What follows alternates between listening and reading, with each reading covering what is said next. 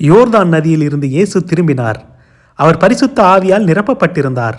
ஆவியானவர் இயேசுவை வனாந்திரத்திற்கு செல்ல ஏவினார். அங்கு பிசாசு இயேசுவை 40 நாட்கள் சோதனைக்கு உட்படுத்தினான். அந்நாட்களில் இயேசு எதையும் உண்ணவில்லை. சோதனை காலமான அந்த நாட்கள் கழிந்த பின்னர் இயேசுவுக்கு மிகுந்த பசி உண்டாயிற்று. பிசாசு இயேசுவை நோக்கி, நீர் தேவனுடைய குமாரன் ஆனால் இந்த கல்லுகளை அப்பங்காக்கும்படி சொல்லும் என்றான். அதற்கு இயேசு, வேத வாக்கியங்களில் இவ்வாறு எழுதப்பட்டுள்ளது, மக்களை உயிரோடு பாதுகாப்பது அப்பம் மட்டுமல்ல என்றார். அப்போது பிசாசு அவரை உயரமான ஒரு இடத்திற்கு அழைத்து கொண்டு போய் ஒரு நொடிக்குள் உலகத்தின் எல்லா ராஜ்யங்களையும் காண்பித்தான். பிசாசு இயேசுவை நோக்கி, உனக்கு இந்த எல்லா ராஜ்யங்களையும் அதிகாரங்களையும் அவற்றின் மகிமையையும் கொடுப்பேன். அவை எல்லாம் எனக்கு கொடுக்கப்பட்டுள்ளன. நான் கொடுக்க விரும்புகிறவனுக்கு அவற்றை கொடுக்க முடியும். நீர் என்னை வணங்கினால் இவை அனைத்தையும் உமக்கு கொடுப்பேன் என்று கூறினான்.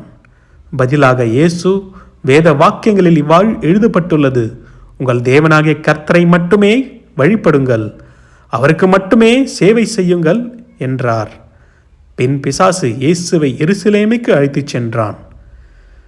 தேவாலயத்தின் உயர்ந்த இடத்தில் இயேசுவை நிற்க வைத்தான்.